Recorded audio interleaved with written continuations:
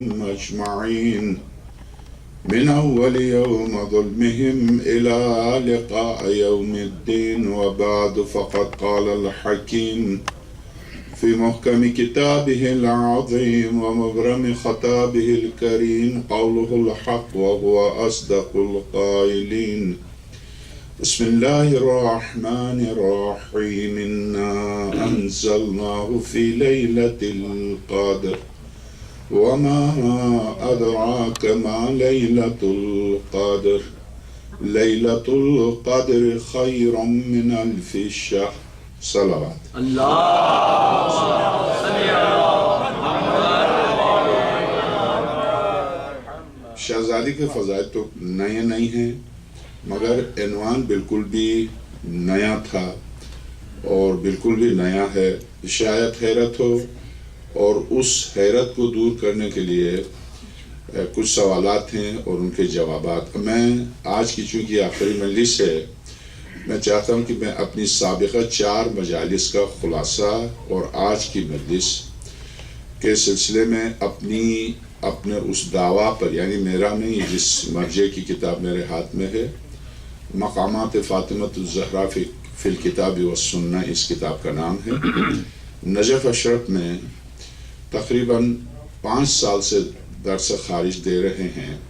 اس وقت سب سے زیادہ مجمع نجف اشرف میں مولا کائنات کے دروازے پر علماء کا جو سب سے بڑا مجمع ہوتا ہے 2000 کا مجمع، جن کے درس میں آیت اللہ سند ادام اللہ بقاء شریف کی کتاب میرے ہاتھ میں ہے، اور یہ اپنے عنوان کی پہلی کتاب ہے مارکیٹ میں کہ شہزادی کونین سرور کائنات کی طرح، انبیاء کی طرح، ائمہ کی طرح حجت ہیں. کیا کہنے. اس عنوان پر یہ کتاب چونکہ مارکیٹ میں پہلی کتاب ہے، اس بنا پر ہو سکتا ہے اس عنوان سے، یعنی اس کے موضوعات سے متعلق روایات تو بھری پڑی ہیں، مگر ان روایات و آیات کو یکجا کر کے اس موضوع کو ثابت کرنا یہ اس مرجع عالی قدر کا کام ہے. ورنہ روایات وہی روایات ہے. قرآن آیات میں شہزادی کی فضیلت میں 100 سے زیادہ آیات موجود ہیں. صورتیں آپ یہ دیکھیں، سورہ حلقہ میں ایسے ہی معلومات عامہ کے لیے سوال کیا تھا کہ سورہ حلقہ ہم سب جانتے ہیں کہ شہزادی کونین سلام اللہ علیہا کی شان میں، اور بارگاہ الہی میں شہزادی کی عظمت دیکھیے. سورہ حلقہ میں شروع سے لے کے آخر تک جنت اور جنت کی ساری نعمتوں کا ذکر ہے. اگرچہ فضہ کے معنی چاندی کے ہیں، اگرچہ آیا بھی چاندی ہی کے معنی میں آیا قرآن میں، مگر 3 دن فضہ نے روزے رکھے تھے، 3 دفعہ فضہ آیا ہے اسی ایک سورے میں. کیا کہنے. جن کی کنیز کا نام سورے میں 3 دفعہ آ جائے. کیا کہنے. محمد آل محمد صلوات.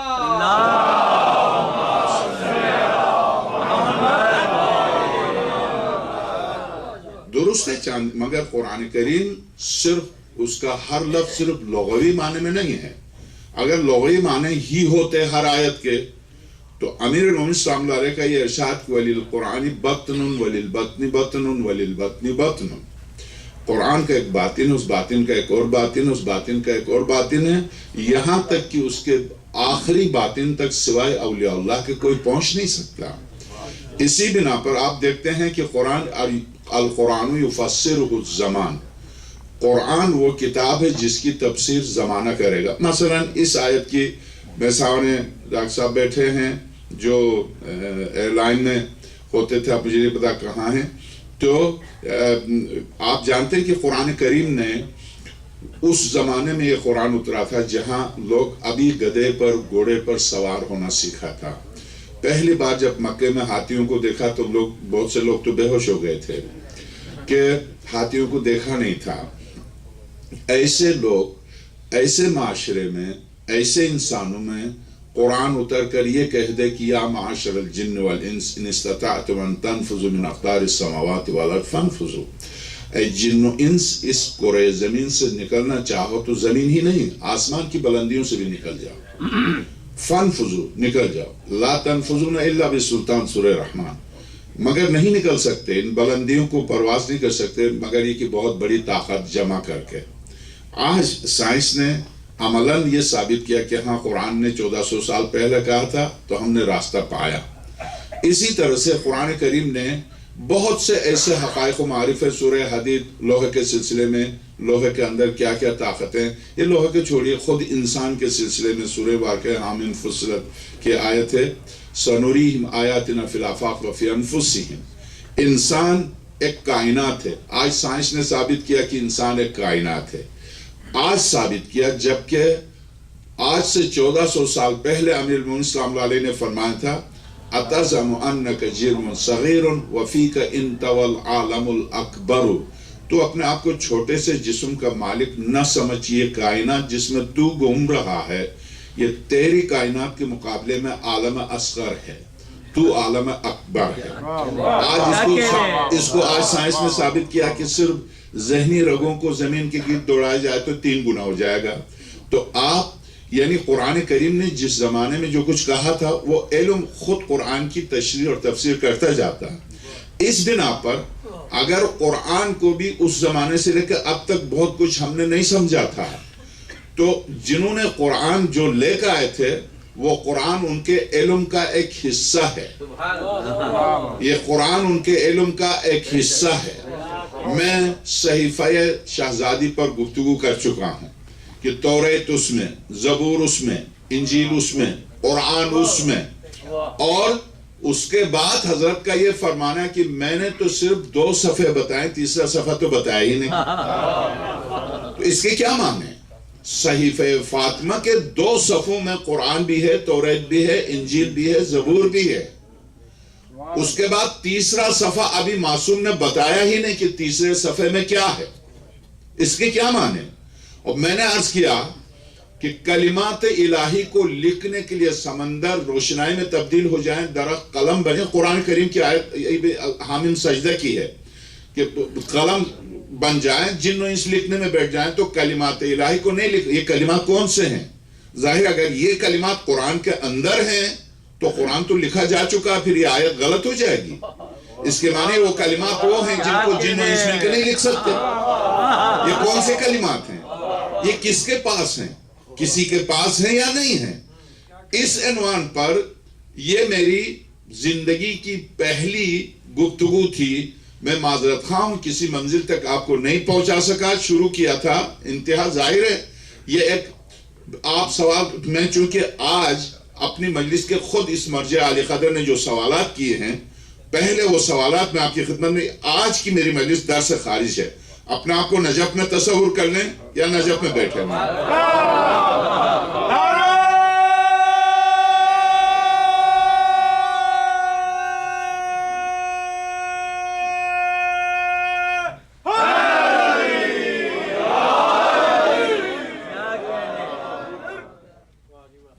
کہتے ہیں کہ ہم نے یہ جو کہا کہ شہزادی حجت اللہ ہے، درست ہے کہ آقا امام حسن عسکری السلام اللہ علیہ نے فرمایا کہ نحن حجج اللہ علیکم و امنا فاطمہ حجت اللہ علینا۔ بہرحال انوار، ہم تم پر اور پوری کائنات پر حجت ہیں اور ہماری ماں فاطمہ ہم پر حجت ہے۔ درست ہے، یہ جس طرح سے خاتم الانبیاء کی فضیلت دوسرے انبیاء پر ہے، یہ روایت شہزادی کی فضیلت ائمہ پر ثابت کر رہی ہے۔ ائمہ پر میں تکرار کر رہا ہوں، ائمہ پر کہتے دلیل کیا ہے؟ دلیل ہم نے آج تک، میں ان کی عبارت عربی عبارت نقل کر رہا ہوں اور عربی عبارت کا ترجمہ، چونکہ اس کا ترجمہ نہیں ہے۔ ہناک مجموعۃ من التساؤلات تمتزج بالاستغراق والتعجب، یہاں بہت تعجب میں غرق ہونے والے سوالات ہیں، انسان حیرت کے سمندر میں ڈوبنے والے سوالات ہیں، ایسے سوالات ہیں کہ وہ سوال کر کے اسے جواب نہیں ملے گا، پریشان ہو جائے گا۔ مثلا کہتے یبدیہا الباب تجاہ القول بحجت فاطمہ سلام اللہ علیہ ناشئۃ هذه التساؤلات، حضرت فاطمہ سلام اللہ علیہ کا حجت خدا ہونے کے سلسلے میں جو سوالات ہیں وہ سوالات اس طرح سے ہیں۔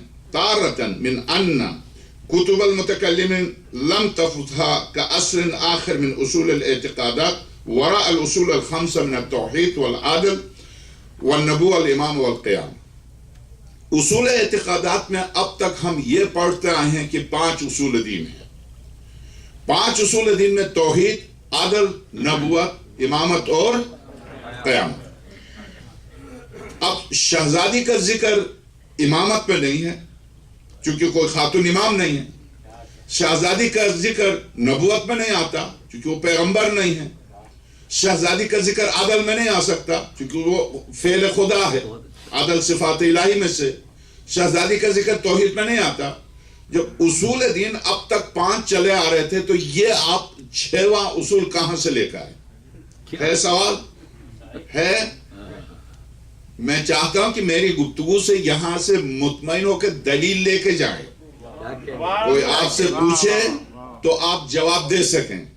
کتاب میرے ہاتھ میں ہے.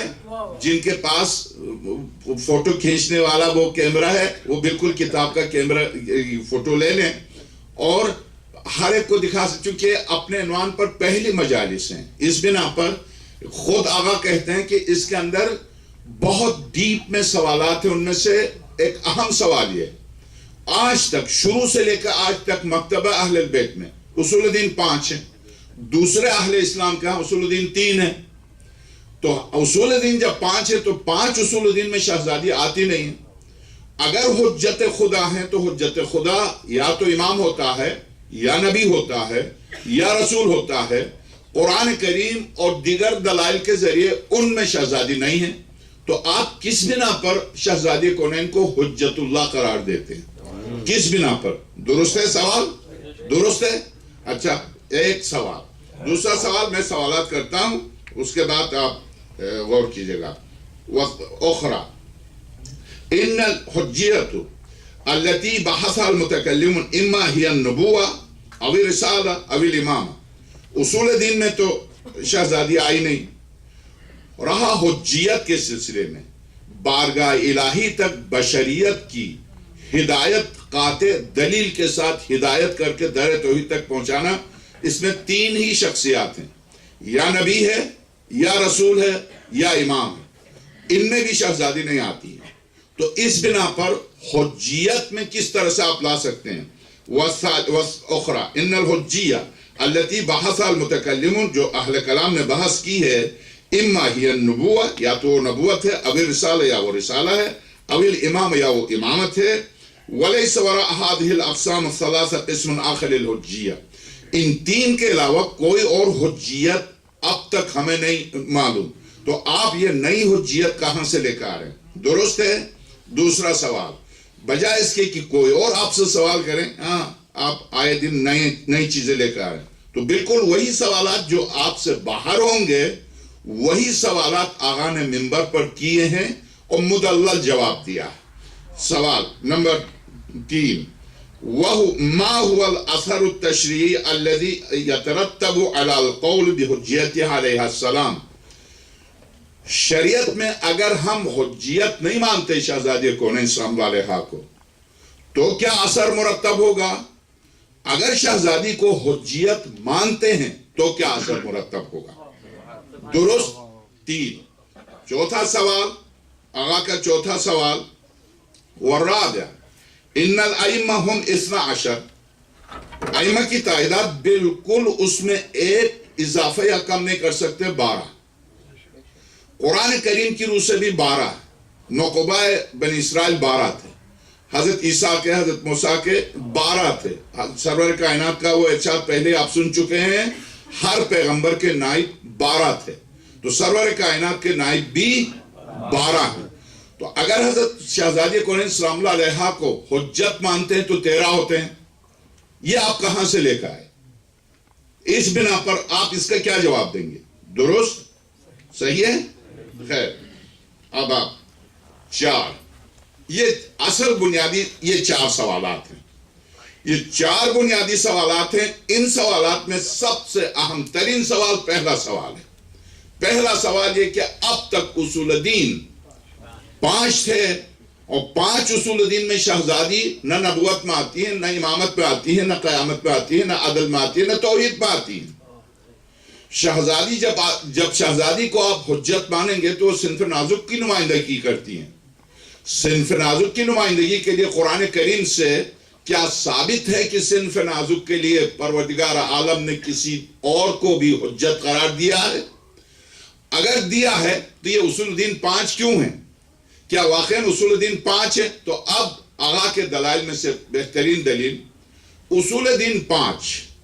یہ ذہن میں رکھیے، یہ آپ کے لیے یعنی اگر بعض اوقات بعض گفتگو نئی نہیں ہوتی ہے، مگر اس گفتگو کے اندر جو آپ کہتے ہیں انڈر لائن، جو بیچ میں جو نقطے ہوتے ہیں وہ میرے آپ کے ذہن سے پوشیدہ ہونے کی بنا پر ایسا لگتا ہے کہ یہ گفتگو نہیں ہے. نئی گفتگو نہیں ہے، بالکل بھی آپ سنتے آئے.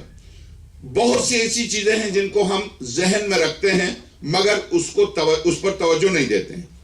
اصول دین 5 ہیں. یہ 5 اصول دین کے اندر کیا ملائکہ پر ایمان ہے کا ذکر ہے اصول دین میں؟ نہیں.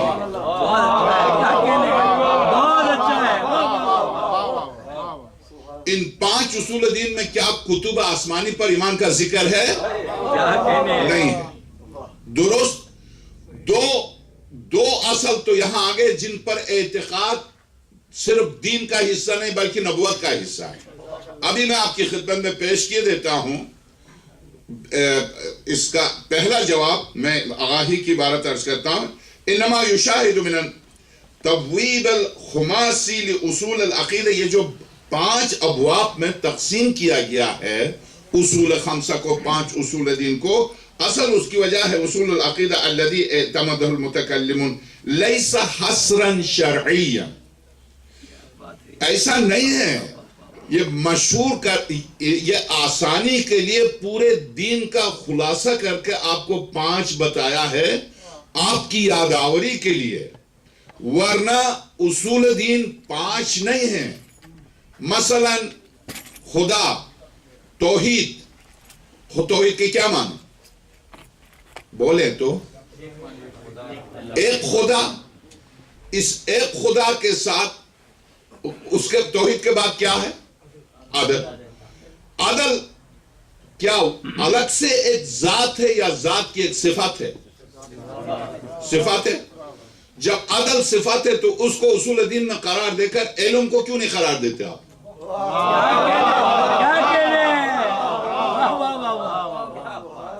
عدل کو جب اصول دین میں قرار دیتے ہیں تو ساری کائنات عدل کے مطابق چلتی ہے، قدرت کے مطابق. بولیں بولیں. کائنات کا نظام، ہاں میں یہی چاہ رہا ہوں کہ کوئی سوئے نہیں، چونکہ عقائد پر بحث ہے. بالکل حجیت حضرت زہرا پر بحث ہے کہ شہزادی بیٹی نہیں ہے، شہزادی امیر المومنین کی زوجہ نہیں ہے، شہزادی مستقلاً خود حجت اللہ. برائے عظمت فاطمہ الزہرا سلام اللہ علیہ بلند تر صلوات.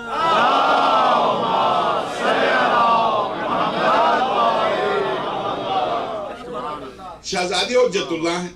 اب آپ غور کیجئے گا، بہت سے اصول دین میں توحید، عدل، جب آپ ذات وحدہ لا شریک کے صفات پر جائیں گے تو صفات ثبوتیہ میں صرف عدل نہیں ہے. عدل صفت فعل ہے، صفت ذات بھی نہیں ہے.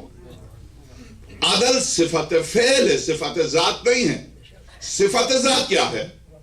قدیم، قادر، عالم، مدرک، حی، مرید، متکلم، صادق.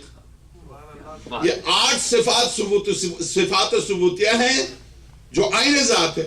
تو ان میں سے قدرت کو، حی کو، علم کو کیوں نہیں توحید کا حصہ قرار دیا جو عدل کو قرار دیا؟ تو اصول دین میں کیا صرف توحید کے بعد عدل ماننا کافی ہے یا توحید کے ساتھ صفات ثبوتیہ کا ماننا ضروری ہے؟ صفات ثبوتیہ کا ماننا اسی طرح سے ضروری ہے جیسے ذات کا ماننا. ذات کا ماننا جیسے ضروری ہے ایسے ہی صفات ثبوتیہ کا ماننا واجب ہے. تو اس کے معنی یہ ہوئے کہ صفات ثبوتیہ خود 8 ہیں، تو اصول الدین 5 کیوں ہوئے؟ اصول دین کو متکلمین نے جو 5 میں منحصر کیا ہے میری آپ کی بچوں کی آسانی کے لیے، اس کے معنی اصول دین 5 کے اندر منحصر نہیں ہے۔ اصول دین 5 کے اندر منحصر ہو تو قدرت نکل گئی، علم نکل گیا، حیات نکل گئی۔ اسی طرح سے قدیم، اس کا قدیم ہونا، یہ سب نکل گئے۔ جب یہ سب نکل گئے تو پھر خدا رہا کیا؟ خدا صفات ثبوتیہ کا نام خدا ہے۔ اسی طرح سے 8 صفات سلبیہ ہیں، وہ شریک نہیں رکھتا، وہ مکان نہیں رکھتا، وہ حلول نہیں کرتا، یہ صفات سلبیہ ہیں۔ صفات سلبیہ اور صفات ثبوتیہ کے ساتھ توحید قابل قبول ہے، تو ایسی صورت میں تو صفات ثبوتیہ سب کے سب اصول دین میں ہے، تو صفات ثبوتیہ کا ذکر کہاں ہے؟ تو اس کے معنی یہ کہ علماء مرجع کی عبارت کا اردو میں ترجمہ کر رہا ہوں، طول تاریخ میں مراجع نے، مجتہدین نے عام فہم اصول دین کو پیش کرنے کی خاطر 5 میں منحصر کیا ہے۔ اس کے معنی 5 نہیں ہے۔ دلیل ابھی میں آگے ان کی عبارت پڑھ کے سناتا ہوں، کہتے ہیں دلیل قرآن کریم، اصول الذی اعتمد المتکلمون لیس حصرا شرعیا، یہ شرعی حصر نہیں ہے کہ اصول دین 5 ہیں، نہیں۔ العقائد فی هذا العدد وانما هو تبویب و تنظیب فنی، یہ ایک ٹیکنیکل فنی نہیں ہے، فنی کے معنی نہیں ہے، عربی میں فنی کے معنی یعنی ٹیکنیکل، فنی کے معنی جو انگلش میں فنی اس کے معنی میں نہیں ہے، تو یہ غلط نہیں سمجھ لیجیے گا۔ وَإِنَّمَا هُوَ تَطْبِيبٌ وَتَنْزِيبٌ فَنِّيٌ، یہ ایک ٹیکنیکل بات ہے کہ تمام اعتقادات کو نچوڑ کے 5 میں بند کر کے آپ کو دیا ہے۔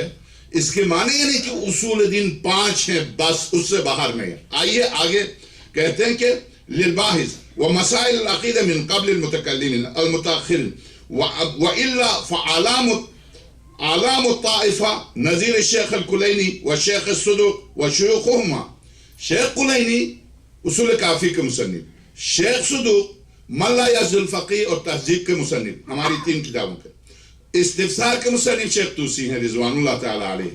درست، ان حضرات نے 5 اصول دین کو منحصر نہیں کیا، اصول دین پہ 5 کو منحصر نہیں کیا۔ ان سے جو بعد میں آئے تھے ان علماء نے اصول دین کو 5 میں منحصر کیا۔ قدیم علماء نے اصول دین کو 5 میں منحصر نہیں کیا ہے۔ اب کہتے ہیں کہ اور ان کے اساتذہ نے، شیخ کلینی کے استاد نے، شیخ صدوق کے استاد نے، ان کے اساتذہ نے اصول دین کو 5 کے اندر بند نہیں کیا ہے، بلکہ بعد میں آنے والے متکلمین علم کلام کے ماہرین نے 5 میں خلاصہ کیا ہے۔ اس کے بعد وہ کہتے ہیں من متقدمین اصحاب لم یعتمدوا هذا الحصر فی کتبهم العقائدیہ، جو قدیم علماء ہیں شیخ صدوق اور کلینی وغیرہ، انہوں نے 5 اصول دین کا حصر نہیں کیا۔ نظیر قولہ تعالی، مثلا قول تعالی، جیسے ابھی میں نے عرض کیا، آمن سورہ بقرہ، سورہ واقع بقرہ آیت نمبر 285، سورہ بقرہ آیت نمبر 285، بالکل آخری آیات میں سے، آمن الرسول، رسول ایمان لے آئے، بما انزل الیہ من ربہ، ہر نماز کے بعد مستحب ہے اس آیت کا پڑھنا تحفظ کے لیے، آمن الرسول بما انزل الیہ من ربہ والمؤمنون، رسول ایمان لائے اس پر جو ان پر نازل کیا، اور مومنین نے، تو نازل کیا سے مراد کیا؟ کتاب۔ تو یہاں پر ایمان، کتاب پر ایمان مقدم ہے، میرے آپ کے اصول دین میں کتاب پر ایمان کا ذکر ہی نہیں ہے۔ درست، قرآن کریم میں کتاب پر ایمان، وہ بھی رسول کا ایمان، آمن الرسول بما انزل الیہ من ربہ والمؤمنون کل آمن باللہ، رسول اور مومنون سب ایمان لاتے ہیں کس پر؟ اللہ پر، ملائکہ پر، کتبہ و رسولہ، اور اس کی کتابوں پر، اس کے رسولوں پر۔ یہ ہوا اصول دین۔ یہ اصول دین آ گئے، جب یہاں آ گئے تو آمن الرسول بما انزل الیہ، کتاب، ملائکہ اور کتابیں اور رسول، تو کتابوں پر ذکر، ملائکہ پر ایمان، اس آیت کی روح سے رسول کا ایمان بھی اور مومنین کا ایمان بھی ضروری ہے کہ ملائکہ پر اعتقاد رکھیں.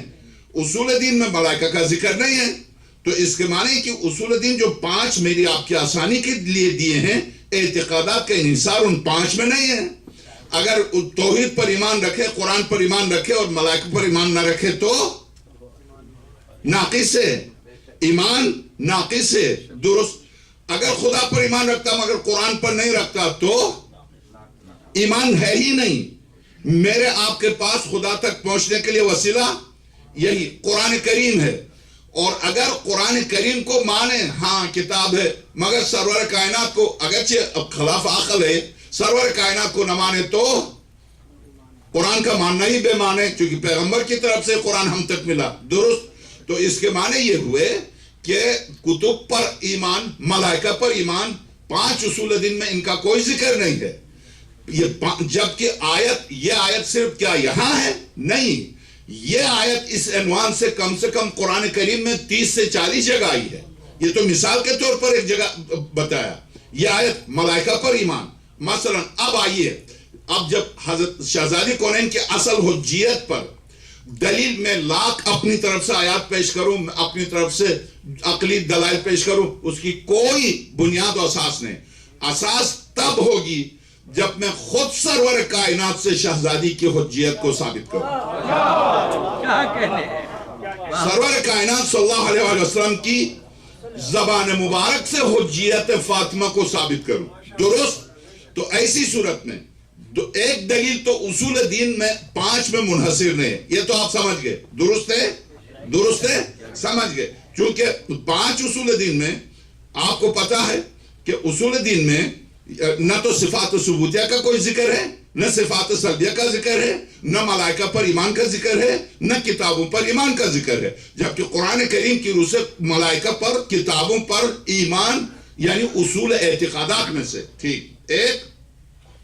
اس کے بعد کما ان الحجج الالہیہ، اس کے بعد ارشاد فرماتے ہیں کہ یہ تھا آیت سورہ مبارکہ بقرہ آیت نمبر 285، حیث عددت الآیت جملۃ من الاصول الاعتقادیہ.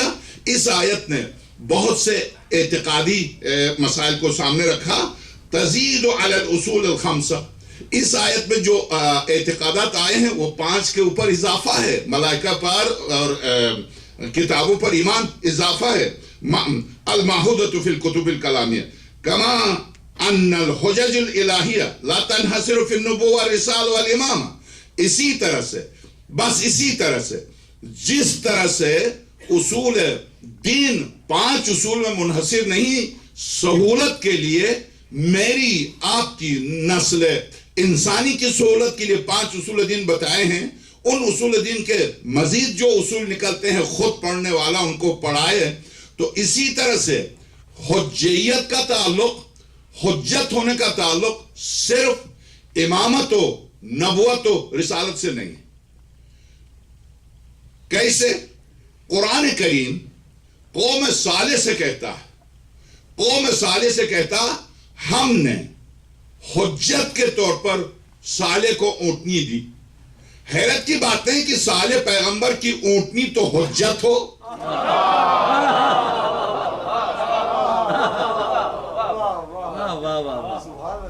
چونکہ اس بات نبوت خود ایک حجت ہے، قطع دلیل ہے.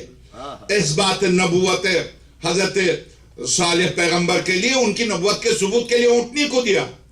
اونٹنی کے ذریعے نبوت کو ثابت کیا، نبوت نے توحید کو ثابت کیا. تو اس بات نبوت کے لیے قرآن کہتا، میں آیت کی تلاوت کرتا ہوں، ایک صلوات دیجئے گا.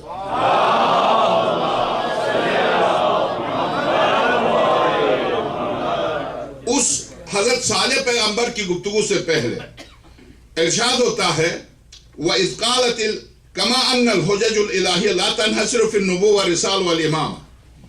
جس طرح سے اصول دین میں 5 کے اندر اصول دین سب کے سب منحصر نہیں، اسی طرح سے حجیت نبوت و رسالت و امامت میں منحصر نہیں.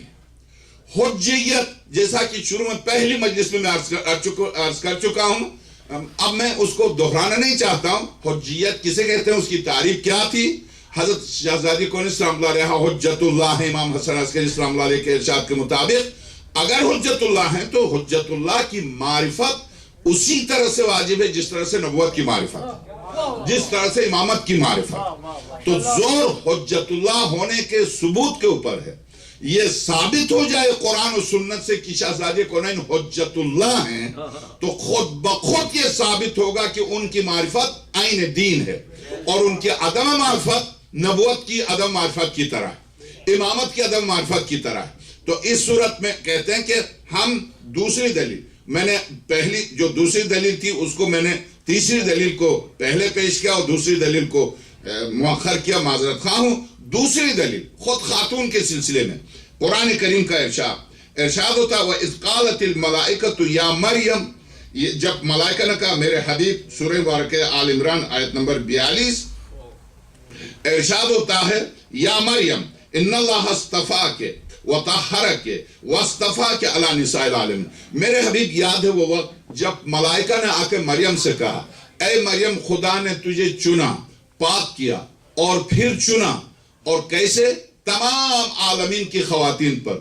چناؤ قرآن کی اصطلاح میں عہدے کے معنی میں آتا ہے، تو مریم کو عہدہ دیا تھا۔ کیا عہدہ دیا تھا؟ کیا ذمہ داری تھی؟ ابھی سورہ آل عمران اور سورہ مریم اس کی وضاحت کریں گے۔ عہدہ کیا تھا حضرت مریم کا؟ درست ہے وہ نبی نہیں تھی، درست ہے وہ امام نہیں تھی، درست ہے وہ رسول نہیں تھی، مگر حجت تھی۔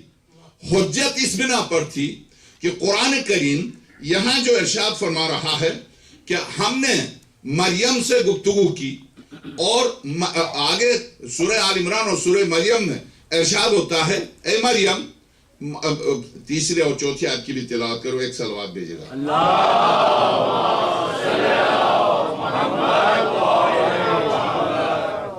ارشاد ہوتا ہے ان اللہ، یہی اسی سورہ آل عمران کی آیت ہے، ان اللہ اصطفى آدم ونوحا وآل ابراہیم وآل عمران علی العالمین ذریۃ بعضها من بعض۔ خدا نے چنا آدم کو، نوح کو، آل ابراہیم اور آل عمران کو تمام عالمین پر۔ بالکل الفاظ وہی، تمام عالمین پر آل ابراہیم، نوح، آدم اور آل عمران کو چنا۔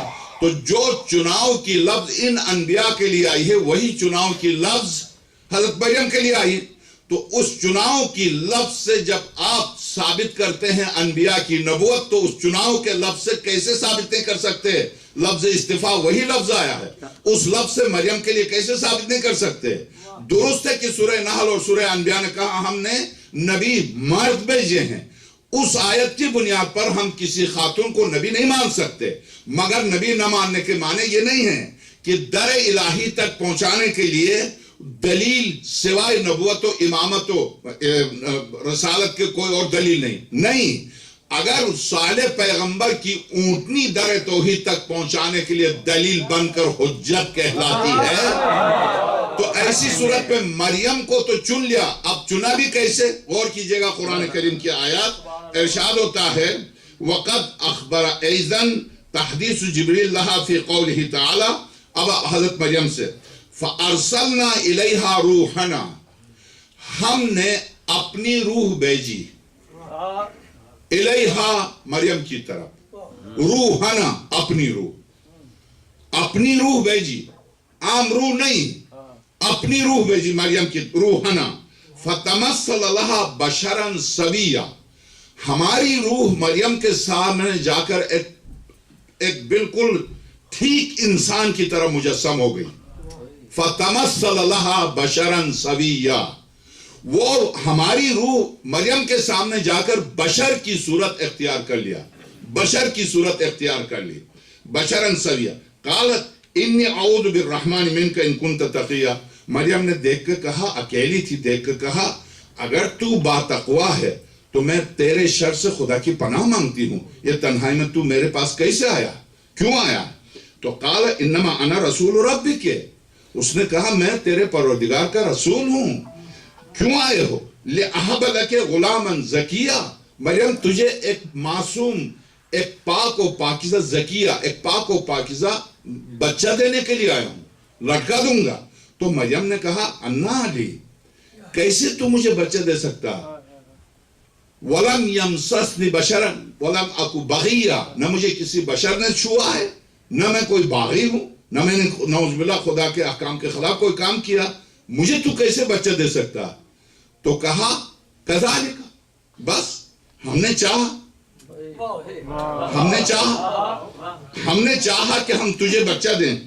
فَإِمَّا، ہاں یہ ہوگا کہ جب تم بچے کو لے کے جاؤ گی تو لوگ کہیں گے بچے کو تم کہاں سے لے کے آئی.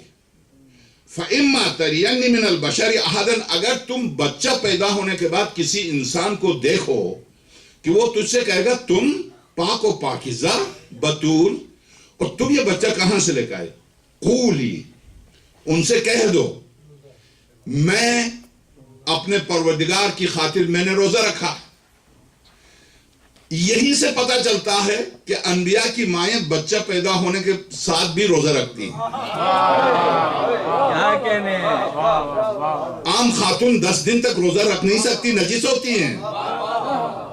بچہ پیدا ہوا گود میں لے کے میں روزے سے ہوں، اس کے کیا معنی؟ صاف معنی یہ ہے کہ نبوت کا مجھ سے آپ سے تعلق نہیں ہے.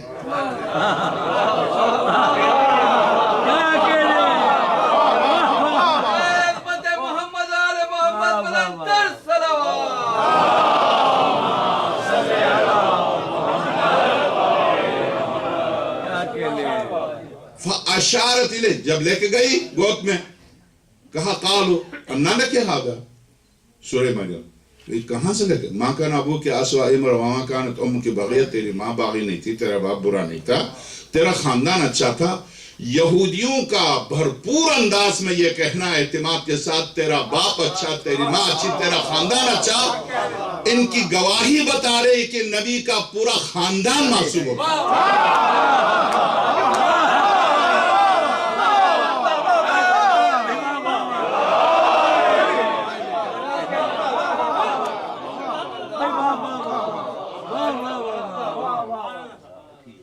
فاشارت الیہ، دیکھیں اب مریم کی حجیت یہاں ثابت ہے. کیسے ثابت ہے؟ مریم گھبرائی نہیں. ایک عام خاتون گھبرا کے بچے کو نیچے پھینک دے، قتل کرنے آئے ہیں سب یہودی، باقاعدہ قتل کرنے آئے ہیں. وہ فلم دیکھ لیجیے گا مریم المقدسہ. نہیں گھبرائی، کیوں؟ حجت ہیں، حجت ہیں. اَنَّا لَكِ هَذَا، کہاں سے لے کے آئی؟ فَأَشَارَتْ إِلَيْهِ، کہا اسی سے پوچھو.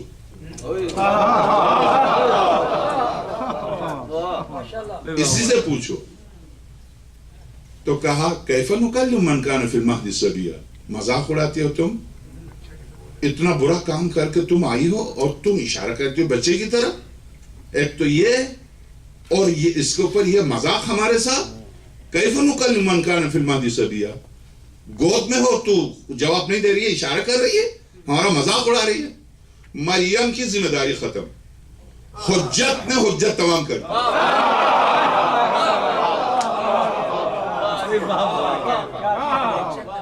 جو سلسلہ عیسیٰ ابن مریم کی پیدائش کا مریم سے ہے وہی بعینہ شہزادی کی ولادت کا، جبکہ شہزادی کے والد خاتم الانبیاء ہیں.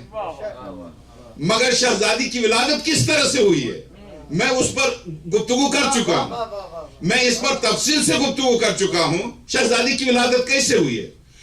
عام سرور کائنات کے بیٹے شہزادی سے بڑے تھے، قاسم بیٹے ہیں.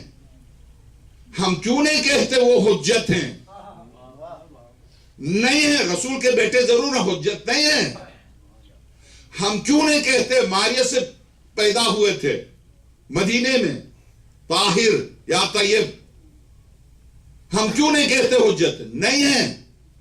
بیٹا ہونا اس بات کی دلیل نہیں کہ حجت ہے. یعقوب کے 12 بیٹے تھے، حجت ایک ہی تھا. یہاں تک کہ دوسرے بیٹے تو نبوت سے بھی ناآشنا تھے. تو جب بیٹے نبوت سے ناآشنا ہو تو وہ مشرک جو آدھی ہوں شرک میں گزرے، وہ کہاں نبوت سے آشنا ہوں گے؟ وہ کہاں حقیقت نبوت سے آشنا ہوں گے کہ نبوت کیا ہے، نبوت کس طاقت الہی کا نام. اسی لیے سورہ مبارکہ فرقان میں کیا کہا؟ سرور کائنات کا مناظرہ سورہ فرقان نے نقل کیا. امام علی النقی صلی اللہ علیہ نے امام تقی صلی اللہ علیہ سے پوچھا.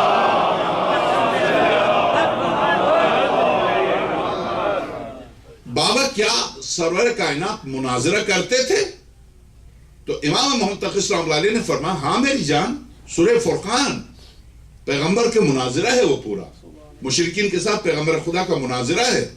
تو آپ بڑے مناظرہ، تو اس میں اب میں نہیں، چونکہ اس مناظرہ نے دلچسپ ترین سرور کائنات کا مناظرہ مشرکین کے ساتھ، پہلا جو لفظ کہتے تھے کیسے رسول ہو سکتا، ہمارے ساتھ چلتا، ہمارے ساتھ اٹھتا ہے، ہمارے ساتھ بیٹھتا ہے، ہمارے ساتھ سوتا ہے، کھاتا ہے، پیتا ہے، بازاروں میں اسواق، سوق کی جمع، بازاروں میں مارکیٹ میں چلا آتا ہے، چلتا ہے، کس طرح سے یہ رسول ہے؟ یعنی جسمانی تشابہ کو مشرکین نے یہ سمجھا کہ چونکہ جسم میں ہماری مثل ہے تو یہ کیسے رسول ہو سکتا؟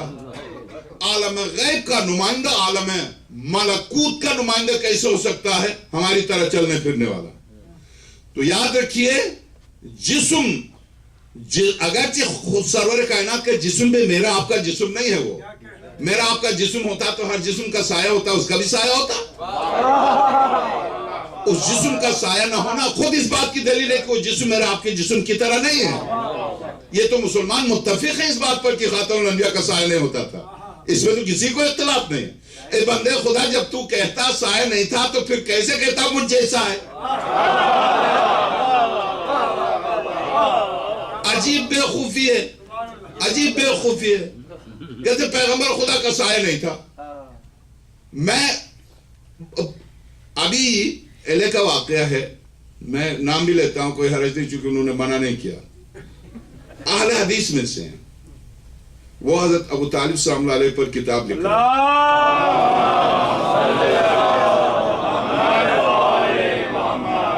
ہاشمی نام ہے، ڈاکٹر ہاشمی، پیش نماز نام، اور مومن لاج کے پیش نماز ہیں جو وہاں ایل ایس سے مجھے چھوڑ کے بھاگے، ان سب کو پتا ہے.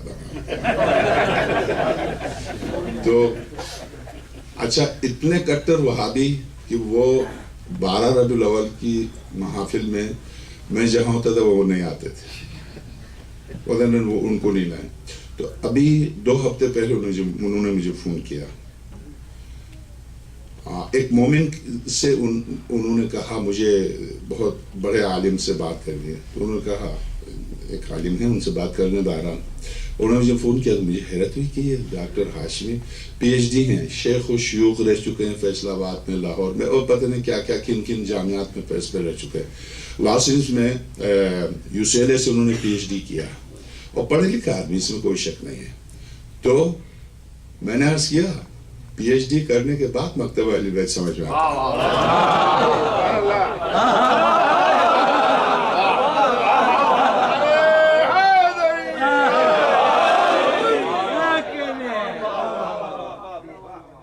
یہ مکتبہ اہل بیت آپ کو اور مجھے فری میں ماں نے اپنی دودھ کے ساتھ پلایا،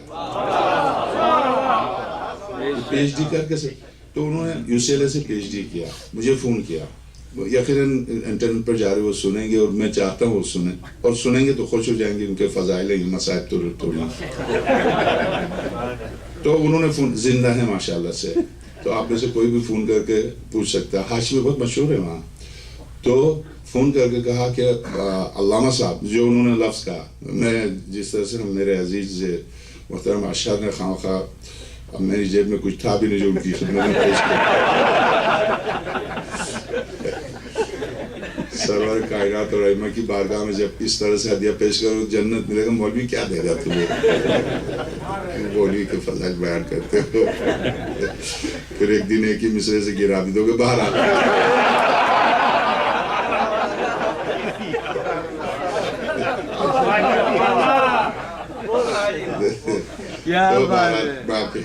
رت العمر دے، خدا ان کو عزت دے، مخلص سے واقعی محبت کرتے ہیں مجھ سے بچپنے سے، یعنی میرے بچوں کی طرح. کراچی سے انہوں نے تربیت پائی، بہرحال بے مشکور ان کا. تو مجھے فون کر کے کہنے لگے کہ قبلہ علان صاحب میں رونے لگنا کہا ہے. عجیب بات ہے، یہ پہلی بار رونا سیکھا انہوں نے. میں نے کہا ہاشمی صاحب خیریت سے؟ ہاں خیریت سے. میں حضرت ابو طالب پر کتاب لکھ رہا ہوں، میں ایران بھی گیا تھا، میں اور میری بیوی نے امام رضا کی زیارت کی. اوہ نہیں، انقلاب کے امام رضا کی زیارت کے لیے چلے جائیں وہابی. تو خیر میں اب کربلا جانے والا ہوں. تو میں نے شوق دلایا کہ ضرور جائیں، بہرحال شہادت آپ کی قسمت میں ہو، ایک ہم ہی تھوڑی جو شہید ہوتے جائیں۔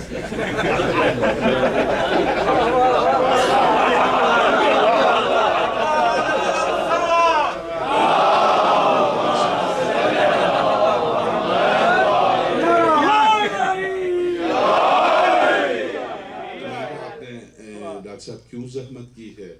کہنے لگے کہ میں سوچ رہا تھا، مجھے میرات العقول علامہ مجلسی کی بحار الانوار کے علاوہ جو سب سے ضخیم ترین کتاب ہے، بحار الانوار کے 120 جلدیں ہیں، 52,000 صفحات۔ اس کتاب کے علاوہ اس بزرگوار کی 20 جلدوں پر مشتمل میرات العقول ہے، وہ بحار سے الگ ہے۔ اس کے علاوہ اس بزرگوار کی 150 اور کتابیں، ملت کا محسن ہے یہ شخص، ملت کا محسن۔ ابھی روایت پیش کروں گا، مجھے آپ کو یہ جو عقیدت مل رہی نا خوشبو، یہ انہی کی ہے، انہی کی محنت ہے مجلسی کی۔ تو اگر مجھے میرات العقول کی ضرورت تھی، میں حضرت ابو طالب پر اہل سنت کی ساری کتابوں سے حضرت ابو طالب کے فضائل میں نے جمع کر لی ہیں۔